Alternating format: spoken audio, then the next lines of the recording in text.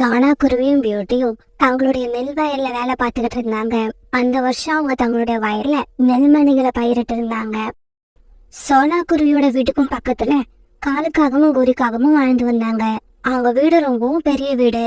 சோனா குருவி கிட்ட இருக்கிற வயல் மாதிரி அவங்க கிட்ட 5 மடங்கு அதிகமா இருந்தது. இருந்தாலும் வயல் வேலையை இந்த காகங்கள் சரிவர செய்யாததால வருஷம் சோனா குருவி வயலை விட காகங்களோட வயல்ல விளைச்சல் குறைச்சலாதான் இருந்தது. அந்த சமயத்துல அந்த வழியா பறந்து வந்த கோரிக்காகும் இவங்க 2 பேரும் வயல்ல வேலை செய்யறத பார்த்துட்டு அங்க வந்தது. சோனா, உன்னோட வயல்ல நெற்பயிர்கள் இந்த வருஷம் ரொம்பவும் நல்லா விளைஞ்சிருக்கு. என்னோட கணவரும் வயல்ல விவசாயம் தான் பண்றாரு. எப்பவும் போல இந்த வருஷமும் எங்க வயல்ல நெற்பயிர்கள் அங்க ஒண்ணும் இங்க ஒண்ணுமா விளைஞ்சிருக்கு. இந்த காலேஜிய வச்சுக்கிட்டு நான் என்ன பண்றதுன்னே தெரியல. கோரியக்கா, நாம செய்ய வேண்டிய வேலையை சரியா செய்யறதுதான் நம்ம கடமை. நம்ம கடமைய சரியா செஞ்சா நமக்கு என்ன செய்யணும்னு அந்த கடவுளுக்கு தெரியும். இந்த வருஷம் இந்த நெற்பயிர்களை அறுவடை பண்ணி அதுல வர பணத்துல என் பொண்ணு பியூட்டிக்கு கல்யாணம் பண்ணலான் இருக்கேன். அம்மா, எனக்கு ரொம்ப பசிக்குது. சீக்கிரம் வாங்க, வீட்டுக்கு போவோம். சரி கோரியக்கா, நான் வீட்டுக்கு கிளம்புறேன். நாங்க வயலுக்கு வந்து ரொம்ப நேரம் ஆகுது. இப்படி சின்ன சோனா குருவி பிறகு தான் பொண்ணு பியூட்டிய கூட்டுக்கிட்டு அங்க இருந்து பறந்து போயிடுச்சு. இந்த நெல்லை வித்து உன்னோட பொண்ணுக்கு கல்யாணம் பண்ண போறியா? நெல்லை இன்னும் அறுவடை பண்ணல, அதுக்குள்ள சோனாவுக்கு கற்பனை எங்கேயோ போகுது. இந்த நெல்லை நீ அறுவடை பண்றதுக்குள்ள என்னென்ன நடக்க போகுதுன்னு யாருக்கு தெரியும்? கோரிக்காக இப்ப தன்னோட வயலுக்கு போய் பார்க்கும்போது காலுக்காக ஒரு மரத்தடியில படுத்து தூங்கிட்டு இருந்தது. காலுக்காக இப்படி தூங்குறத பார்த்த உடனே கோரிக்காகத்துக்கு பயங்கர கோபம் வந்தது. காலுஜி, சீக்கிரம் எழுந்துருங்க. எனக்கு வர்ற கோவத்துக்கு என்ன பண்றதுன்னே தெரியல. கோரிக்காகம் குரல் கேட்ட உடனே காலுக்காக அலறி அடிச்சுக்கிட்டு எந்திரிச்சிச்சு. என்னாச்சு கோரி, ஏன் இவ்வளவு கோபமா இருக்க? இன்னும் என்ன ஆகணும்?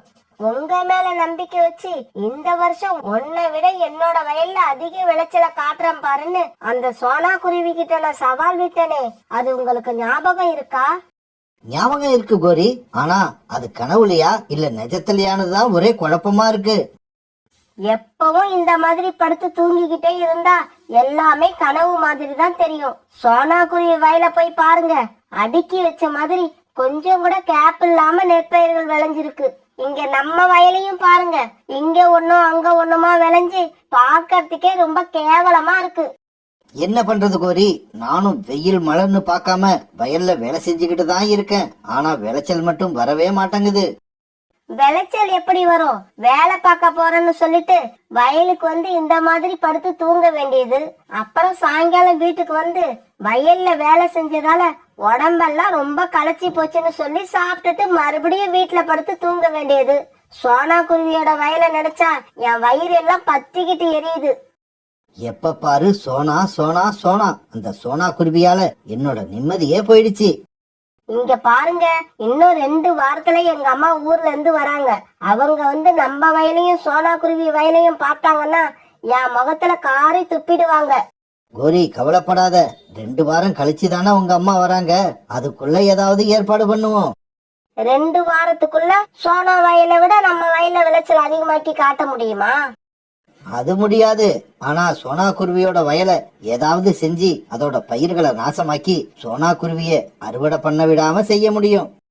காலுஜி, நீங்க எவ்வளவுதான் சோம்பேறியா இருந்தாலும் இந்த மாதிரி புத்திசாலித்தனம் உங்ககிட்ட இருக்கிறதாலதான் உங்களை எனக்கு ரொம்ப பிடிச்சிருக்கு. காலுஜி, நீங்க என்ன வேணாலும் பண்ணுங்க, ஆனா சோனா குருவி வயலை விட நம்ம வயல்ல விளைச்சல் அதிகமா இருக்கணும். இப்படி பேசிக்கிட்ட காலுக்காகவும் கோரிக்காகவும் பிறகு தங்களோட வீட்டுக்கு பறந்து போனாங்க. ஒரு நாள் தன்னோட வீட்டுக்கு பறந்து போய்கிட்டு இருந்த சோனா குருவி புறாவை பார்த்துட்டு அங்க போச்சு. சோனா, உன் பொண்ணு பியூட்டிக்கு கல்யாண பேச்சு நடக்குதுன்னு கேள்விப்பட்ட, உண்மையா? ஆமாம் புறா அண்ணா, இப்ப கூட அது விஷயமா மாப்பிள்ளை வீட்டுக்கு தான் போயிட்டு வரேன். அவங்களுக்கும் பியூட்டிய பிடிச்சு போச்சு, எங்களுக்கும் மாப்பிள்ளைய பிடிச்சிருக்கு. இன்னும் 2 வாரம் கழிச்சு கல்யாணம் வச்சுக்கலான்னு முடிவு பண்ணிட்டோம். அப்படியா? ரொம்ப சந்தோஷம். அப்புறம் கல்யாண செலவுக்கு பணம் எல்லாம் ரெடி பண்ணிட்டியா? புறாண்ணா, கையில கொஞ்சம் தான் பணம் இருக்கு. அப்படியா? மீதி பணத்துக்கு என்ன பண்ண போற? இந்த தடவை வயல்ல விளைச்சல் நல்லா இருக்கிறதால மீதி படத்துக்கு நெல்லை அறுவடை பண்ணி அதை வித்து சமாளிக்கலான்னு ஒரு நம்பிக்கையில இருக்கேன். சோனா, அடுத்த வாரத்துல இருந்து ராத்திரி வயல்ல போய் காவலுக்கு இரு. வயல்ல வேலை செஞ்சு விளைச்சலை கொண்டு வர்றது எவ்வளவு முக்கியமோ அதே அளவு வயல்ல விளைஞ்ச நெற்பயிர்களை திருட்டு போகாம பாதுகாக்கிறதும் முக்கியம். இன்னும் 2 நாள்ல என் வயல்ல அறுவடை முடிஞ்சிடும். தேவைப்பட்டா சொல்லு, நானும் உன் கூட வயல்ல வந்து காவலுக்கு இருக்கேன். இப்படி பேசிக்கிட்ட புறாவும் சோனா குருவியும் பிறகு அங்கிருந்து தங்களோட வீடுகளுக்கு பறந்து போனாங்க. பியூட்டி, இதுக்கப்புறம் நீ வயல்ல என் கூட வந்து வேலை செய்ய தேவையில்ல, வீட்லயே இரு, அது போதும். ஏம்மா அப்படி சொல்றீங்க? நான் ஏன் வந்து நம்ம வயல்ல வேலை செய்யக்கூடாது? இங்க பாரு பியூட்டி, உன் கல்யாணத்துக்கு இன்னும் 2 வாரம் தான் இருக்கு. கல்யாணத்தை இவ்வளவு பக்கத்துல வச்சுக்கிட்டு நீ வெளியில எங்கேயும் வரக்கூடாது. அம்மா, நீங்க சொல்றதெல்லாம் பார்த்தா எனக்கு கல்யாணம் பண்ணிக்கவே பிடிக்கல. இங்க பாரு பியூட்டி, அப்படியெல்லாம் சொல்லக்கூடாது. இப்படி ஆரம்பத்துல சொல்ற பொண்ணுங்க தான் கல்யாணம் பண்ணி போனதுக்கு அப்புறம் அம்மா வீட்டை சுத்தமா மறந்துடுவாங்க. இப்படியே சில நாட்கள் நகர்ந்துச்சு. ஒரு நாள் நதிக்கரையில சோனா குருவி உட்கார்ந்துருக்கப்ப கோரிக்காக அங்க வந்தது. சோனா, உன்னோட வயலை எப்ப அறுவடை பண்ண போற? கோரி அக்கா, இன்னும் 4 நாள் கழிச்சு என்னோட பொண்ணுக்கு கல்யாணம். அதனால என்னோட வயலை நாளைக்கு அறுவடை பண்ண போறேன். அப்பதான் கல்யாண செலவுக்கு என் கையில காசு இருக்கும். சோனா, உன் பொண்ணு கல்யாணத்துக்கு நீ இந்த வயலையா நம்பி இருக்க? உன்னை நினைச்சா எனக்கு ரொம்ப பாவமா இருக்கு. நாளைக்கு நீ இந்த வயலை அறுவடை பண்ண போறதும் இல்ல, உன் பொண்ணு கல்யாணம் நடக்க போறதும் இல்ல. என்ன கோரி அக்கா, எதுவும் பேசாம ஏதோ யோசிச்சுக்கிட்டு இருக்கீங்க? வேற ஒண்ணும் இல்ல சோனா, நீ தனியாலாம் நின்னு உன் பொண்ணு கல்யாணத்தை இப்படி நடத்த போறல்ல, அத நினைச்சா எனக்கு ரொம்ப பெருமையா இருக்கு. பியூட்டி, நீ பத்திரமா வீட்ல இரு. அம்மா வயலுக்கு காவல் இருந்துட்டு நாளைக்கு காலையில வந்துருவேன். அம்மா, நீ மட்டும் எப்படிமா தனியா போவ? நானும் வரேன். இல்ல பியூட்டி, நான் தனியா போகல. புறான்னு என் கூட காவல் இருக்க வரதா சொல்லியிருக்காங்க. இப்படி சொன்ன சோனா குருவி பிறகு தன்னோட வயலை நோக்கி பறந்து போச்சு. பிறகு ராத்திரி ஆச்சு. காலுஜி, சீக்கிரம் கிளம்புங்க. விடிஞ்சா சோனா குருவி தன்னோட வயலை அறுவடை பண்ண ஆரம்பிச்சிடும். விடிஞ்சாதானே? விடியறதுக்கு முன்னாடியே சோனா குருவி வயல்ல நாம அறுவடையை முடிச்சிடுவோம். இப்படி பேசிக்கிட்ட காலுக்காகவும் கோரிக்காகவும் சோனா குருவி வயல்ல அறுவடை பண்றதுக்காக பறந்து போனாங்க. காலுஜி, அங்க பாருங்க, சோனா குருவியும் புறாவும் வயலுக்கு காவ காத்துக்கிட்டு இருக்காங்க. நான் இப்படி நடக்கும்னு எதிர்பார்க்கவே இல்ல. கோரி, கொஞ்சம் பொறுமையா இரு. எப்பேற்பட்ட காவல்காரங்களா இருந்தாலும் விடிய போற நேரத்துல கண்டிப்பா அவங்களுக்கும் தூக்கம் வந்துரும். நாம சத்தம் போடாம அந்த நேரத்துக்காக காத்திருப்போம். இப்படி பேசிக்கிட்ட காலுக்காகவும் கோரிக்காகவும் புறாவும் சோனாவும் தூங்க போற நேரத்துக்காக காத்திருந்தாங்க. காலுக்காக சொன்ன மாதிரி விடியறதுக்கு இன்னும் கொஞ்ச நேரம் பாக்கி இருக்கிறப்ப சோனா குருவியும் புறாவும் தங்களை மறந்து தூங்க ஆரம்பிச்சாங்க. காலுஜி, அவங்க 2 பேரும் தூங்கிட்டாங்க. சீக்கிரமா நாம போய் நெற்கதிர்களை அறுவடை பண்ணுவோம். கோரி, விடியறதுக்கு இன்னும் கொஞ்ச நேரம் தான் இருக்கு. நாம அதுக்குள்ள அறுவடையை முடிக்க முடியாது. அப்படின்னா இப்ப நம்ம என்னதான் பண்றது? பேசாம இந்த வயலுக்கு தீய வச்சுட்டு நாம எஸ்கேப் ஆயிடுவோம். இல்லன்னா சோனா குருவி இன்னும் கொஞ்ச நேரத்துல தன்னோட வயலை அறுவடை பண்ண ஆரம்பிச்சிடும். இப்படி சொன்ன காலுக்காகவும் பிறகு நெருப்பை எடுத்துக்கிட்டு வந்து சோனாவோட வயலுக்கு தீ வச்சது. காங்கள் சோனா குருவியோட வயலுக்கு வச்ச தீ நல்லா கொழுந்து விட்டு எரிய ஆரம்பிச்சது. இந்த சமயத்துல கண் வச்ச சோனா குருவி தன்னோட வயல் எரியறத பார்த்துட்டு கண்ணீர் விட்டு அழ ஆரம்பிச்சது. புறான்னா, இன்னும் 2 நாள்ல என் பொண்ணுக்கு கல்யாணம். அதை நினைச்சு என்னென்னவோ கற்பனையில இருந்த, இப்ப எல்லாமே கனவா கழிஞ்சு போயிடுச்சு. இந்த சமயத்துல ரீட்டா கிளி அங்க அவசரமா பறந்து வந்தது. சோனா, சோனா, காலுக்காகவும் கோரிக்காகவும் உங்களோட வயல் பக்கத்துல இருந்து அவங்களோட வீட்டுக்கு இப்பதான் பறந்து போனாங்க. அத பார்த்தனா சந்தேகப்பட்டு உன்னோட வயலை பாக்கிறதுக்கு தான் இங்க வந்தேன். நான் நினைச்சது சரியா போயிடுச்சு. உன்னோட வயலுக்கு தீ வச்சது கண்டிப்பா அந்த காகங்களாதான் இருக்கும். சோனா, நீ அழாம என் கூட கிளம்பி வா. நாம பருந்தரசர் அரண்மனைக்கு போய் நடந்த விஷயத்த சொல்லிட்டு வருவோம். இப்படி பேசிக்கிட்ட இவங்க 3 பேரும் பரந்தரசோட அரண்மனைக்கு போய் நடந்தது எல்லாத்தையும் அரசர்கிட்ட சொன்னாங்க. இங்க பாருங்க பறவைகளே, காகங்கள் உங்க வயலுக்கு தீ வச்சத கண்ணால பார்த்த சாட்சி யாராவது இருக்கணும். இல்லன்னா காகங்கள் அவங்க வாயாலேயே சோனா குருவியோட வயலுக்கு நான் தான் தீ வச்சேன்னு ஒத்துக்கணும். இந்த 2ல ஏதாவது ஒண்ணு நடந்தாதான் என்னால அவங்களுக்கு தண்டனை கொடுக்க முடியும். இந்த 2மே நடக்க போறது கிடையாது. என் பொண்ணுக்கு கல்யாணம் நடக்க போறது கிடையாது. சோனா, நம்பிக்கையை இழக்காத. இந்த மாதிரி சமயத்துல தான் நாம தைரியமா இருக்கணும். கவலைப்படாம இரு. அந்த காகங்களை அவங்க வாயாலேயே நான் தான் சோனாக்குருவி வயலுக்கு தீ வச்சேன்னு சொல்ல வைக்கிறேன். புறா, நீ சொல்றது நடக்குமா? காகங்கள் என்ன நடந்தாலும் அவங்க செஞ்ச தவிர ஒத்துக்கிட்டதான் சரித்திரமே கிடையாது. அப்படி இல்ல ரீட்டா, காகங்களோட பேராசைய தூண்டி விட்டா அவங்க எது வேணாலும் சொல்லுவாங்க. பருந்து மகாராஜா, இந்த விஷயத்துல உண்மையை வெளியில கொண்டு வர நீங்க எங்களுக்கு ஒரு உதவி பண்ணணும். உதவியா? என்கிட்ட என்ன உதவியை எதிர்பார்க்கறீங்க? கேளுங்க, என்னால முடிஞ்சா நான் கண்டிப்பா செய்வேன். எனக்கு ஒரு பானை நிறைய பொற்காசுகள் வேணும். அத நீங்க எனக்கு கொடுத்தா அதுல ஒரு காசு கூட குறையாம ஒரே நாள்ல அத உங்களுக்கு திருப்பி கொடுத்துருவேன். அது மட்டும் இல்ல, சோனாக்குருவியோட வயலுக்கு காகங்கள் தான் தீ வச்சாங்கன்னு நிரூபிப்பேன். மந்திரி, இந்த புறா கேட்ட மாதிரி இவங்களுக்கு ஒரு பானை பொற்காசுகளை கொடுத்து அனுப்புங்க. அதே சமயம் இவங்களை தொடர்ந்து கண்காணிச்சுக்கிட்டே இருங்க. கோரி, நாம சோனா குருவியோட வயலுக்கு தீ வச்சத பத்தி நம்ம காட்டுல உள்ள பறவைங்க என்ன பேசிக்கிறாங்க? காலுஜி, தீ வச்சிட்டு வந்ததுல இருந்து நானும் உங்க கூட வீட்லயே தான் இருக்கேன். உங்களுக்கு தெரியாதப்ப எனக்கு மட்டும் எப்படி தெரியும்? சரி வா, வீட்டு வாசல்ல போய் உக்காருவோம். யாராவது பறவைகள் இந்த பக்கமா போனா அவங்கள கூப்பிட்டு விசாரிப்போம். இப்படி பேசிக்கிட்ட காலுவும் கோரியும் தங்களோட வீட்டு வாசலுக்கு போனாங்க. அப்ப அந்த வழியா வந்த ரீட்டாவை மடக்கி நிறுத்தி இப்படி பேச ஆரம்பிச்சாங்க. ரீட்டா, நாங்க 2 பேரும் காலையில இருந்து வீட்டை விட்டு கிளம்பவே இல்ல. இன்னைக்கு நம்ம காட்டுல ஏதாவது ஹாட் நியூஸ் இருக்கா? கோரி, உனக்கு விஷயமே தெரியாதா? நேத்து ராத்திரி சோனாக்குருவியோட வயலுக்கு யாரோ தீ வச்சுட்டாங்க. ஐயோ, அப்புறம்? அதை ஏன் கேக்குறப்போ, இப்படி தீ வச்சதால சோனாக்குருவியோட நிலம் வெடிச்சு நிலத்துக்குள்ள இருந்த தங்க காசுகள் நிரம்பி ஒரு பானை வெளியில வந்துருச்சான். அத போய் பார்த்துட்டு வரலான்னு தான் இப்ப நான் சோனாக்குருவி வீட்டுக்கு போய்கிட்டு இருக்கேன். காலுஜி, என்னங்க இது? நாம பிள்ளையார் பிடிக்க நினைச்சோம், அது குரங்கா மாறிடுச்சு போல இருக்கு. இப்படி பேசிக்கிட்ட காலுக்காகவும் கோரிக்காகவும் உடனே சோனா குருவி வீட்டுக்கு பறந்து போனாங்க. இங்க பாருங்க, எனக்கு பேராசை எல்லாம் கிடையாது. நான் எப்பவுமே நியாயமா தான் நடந்துப்பேன். என் வயலுக்கு தீ வச்சவங்க என்ன நினைச்சு தீ வச்சாங்கன்னு எனக்கு தெரியாது. ஆனா இப்ப இந்த புதையல் எனக்கு கிடைக்க அவங்கதான் காரணம். அதனால அவங்க செஞ்ச உதவியை என்னைக்குமே மறக்க மாட்டேன். அதே சமயம் அவங்க யாருன்னு எனக்கு தெரிய வந்தா எனக்கு கிடைச்ச இந்த புதையல்ல பாதியை அவங்க கிட்ட கண்டிப்பா கொடுப்பேன். இதை கேட்ட உடனே கோரிக்காவுக்கு பேராசை தாங்கல. காலுஜி, சீக்கிரம் வாங்க. சோனாக்குருவியோட வயலுக்கு தீ வச்சது நாம தான் உண்மையை ஒத்துக்கிட்டு பாதி புதையல வாங்கிப்போம். கோரி, இங்க என்ன நடக்குதுன்னே தெரியல. கொஞ்ச நேரம் பொறுமையா இரு. காலுஜி, நீங்க ஏன் இப்படி டியூப் லைட்டா இருக்கீங்க? நம்ம பொறுமையா இருந்தோம்னா பாதி புதையலுக்கு ஆசைப்பட்டு வேற எந்த பறவையாவது வந்து நான் தான் தீ வச்சேன்னு சொல்லிட்டு புதையல வாங்கிக்கிட்டா கஷ்டப்பட்டு தீ வச்ச நாம ஏமாந்து போயிட மாட்டோமா? இப்படி சொன்ன கோரிக்காவும் சோனா குருவிய பார்த்து இப்படி பேச ஆரம்பிச்சது. சோனா, என்ன மன்னிச்சிடு. என்னோட வயலை விட உன் வயல்ல விளைச்சல் அதிகமா இருந்ததால பொறாம புடிச்சு உன்னோட வயலுக்கு நானும் காலேஜியும் தான் தீ வச்சோம். அதனால தீ வச்சவங்களுக்கு என்ன கொடுக்கணும்னு ஆசைப்படுறியோ அதை எங்களுக்கே கொடு. கோரிக்காக இப்படி சொல்லி முடிச்ச உடனே சோனா குருவி வீட்டை கண்காணிச்சுக்கிட்டு இருந்த அரண்மனை வீரர்கள் உடனே வெளியே வந்தாங்க. ஏய் காகங்களே, உங்களுக்கு பரிசு கொடுக்க சோனா குருவி மட்டும் இல்ல, பரந்த மகாராஜாவும் ஆசைப்படுறாரு. சீக்கிரமா அரண்மனைக்கு வந்து அவரு கொடுக்கற பரிசையும் வாங்கிக்கங்க.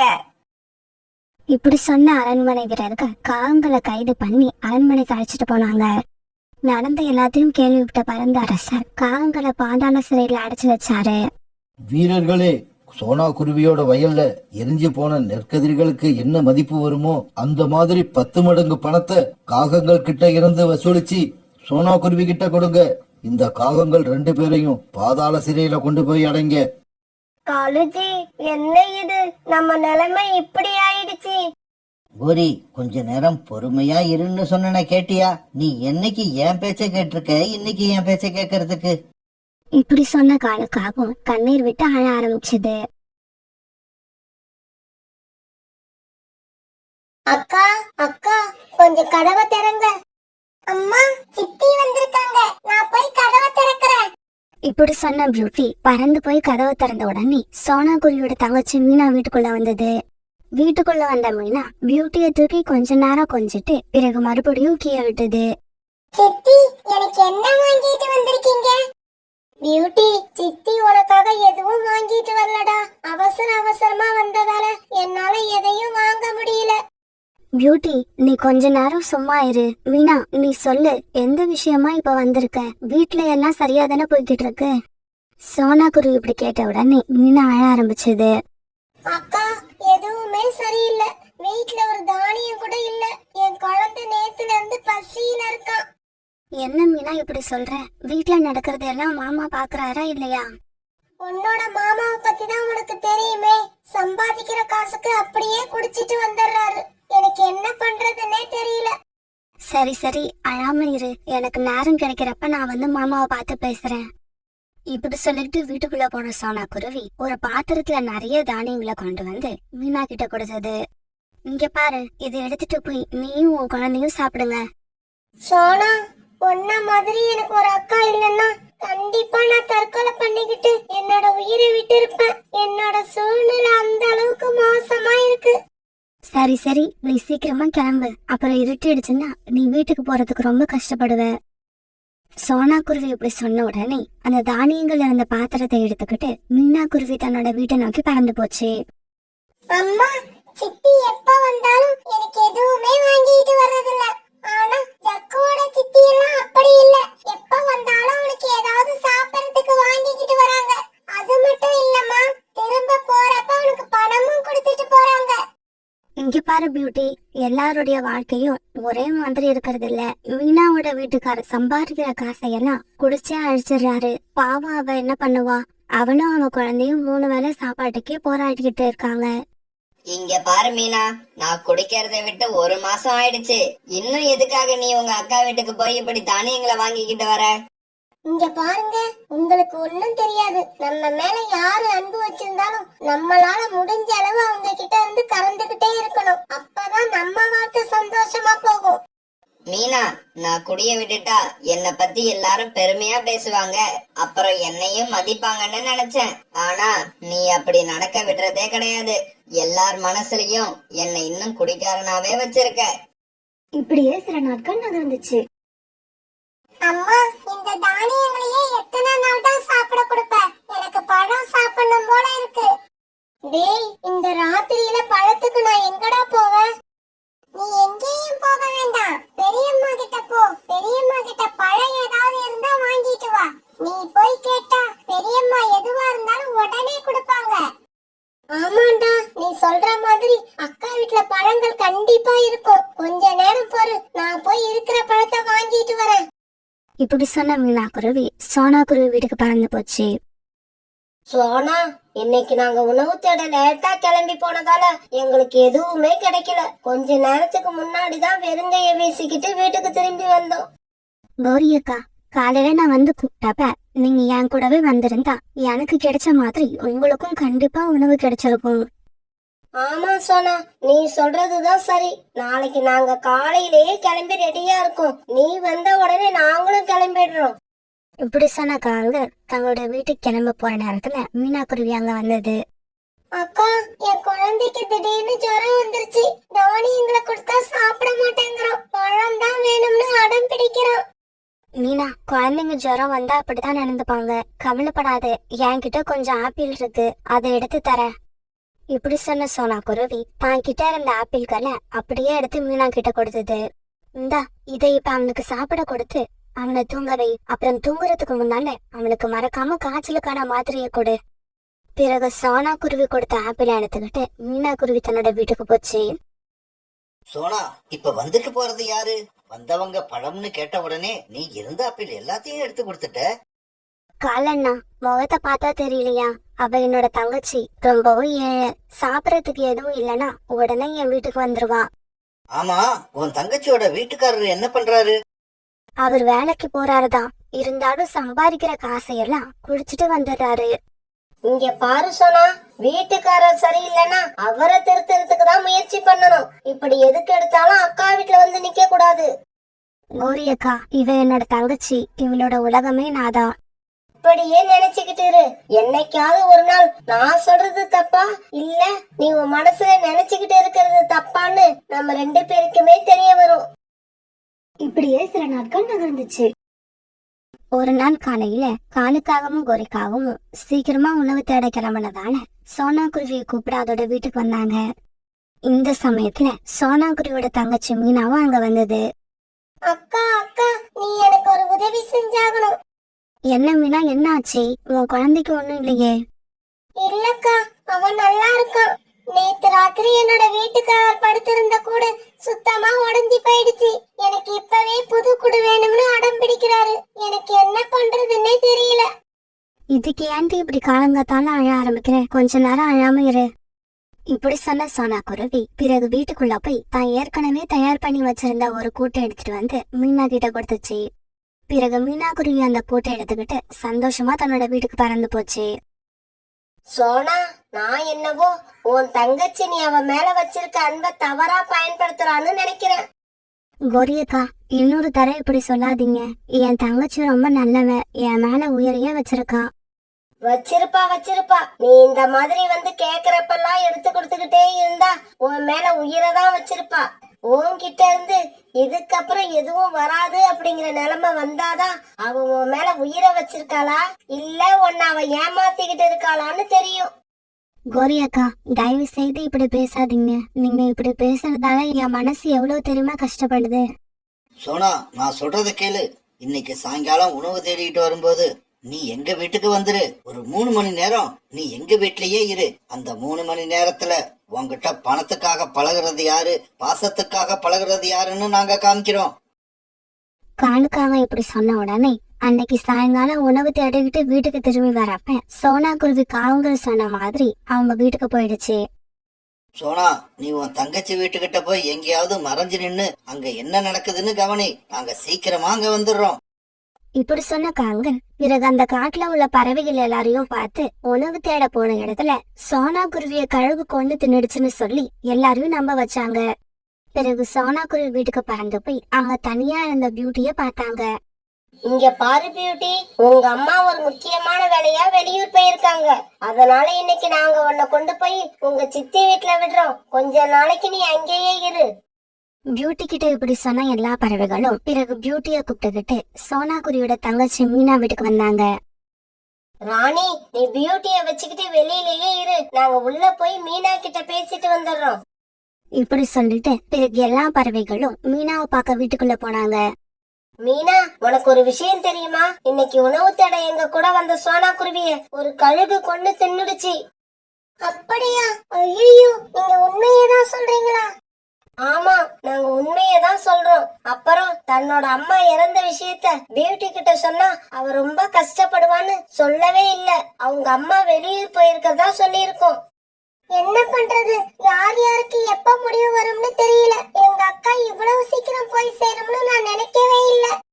இங்க பாரு மீனா, இதுக்கப்புறம் பியூட்டிய வளர்க்க வேண்டியது உன்னோட பொறுப்பு. உங்க அக்காவோட பொண்ண நீ உன் பொண்ணா நினைச்சு அன்பா வளர்க்கணும். என்னது? பியூட்டியை நான் வளர்க்கணுமா? ஆமா, நீதான் வளர்க்கணும். உன்னோட சொந்த அக்கா பொண்ண நீயே வளர்க்கலன்னா வேற யாரு வளர்ப்பா? ஆமா மீனா, நீ அவளை உன் வீட்டுல வச்சு பண்ணு நம்பிதான் நாங்க அவளை இங்க அழைச்சுக்கிட்டு வந்திருக்கோம். பியூட்டி இப்ப என் மனைவி கூட வாசல்ல தான் நின்னுகிட்டு இருக்கா. இங்க பாருங்க, ஏற்கனவே ஒரு குழந்தைய வளர்க்கறதுக்கு நான் ரொம்ப கஷ்டப்பட்டுகிட்டு இருக்கேன். இதுல பியூட்டியை என்னால எப்படி வளர்க்க முடியும்? மீனா, இப்படி சொன்னா எப்படி? இறந்து போனது உன்னோட அக்கா. நாங்க அழைச்சுக்கிட்டு வந்திருக்கிறது உன்னோட அக்கா பொண்ணு. உங்க அக்கா உயிரோட இருக்கிறப்ப நீ சோனாவை பார்க்க தினமும் அவங்க வீட்டுக்கு போக மாட்டே? ஆமா, எங்க அக்காவை பார்க்க அவங்க வீட்டுக்கு நான் போனேன்தான். அப்ப எங்க அக்கா உயிரோட இருந்தாங்க. போய் பார்த்தேன்.